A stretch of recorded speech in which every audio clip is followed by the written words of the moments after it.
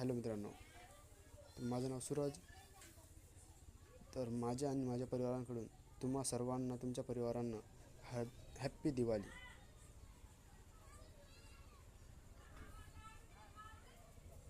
तरी आमची bike Splendor, हेरो स्प्लेंडर. तर हेरो स्प्लेंडरला आम्ही एकदम खूप छान प्रकारे येतो.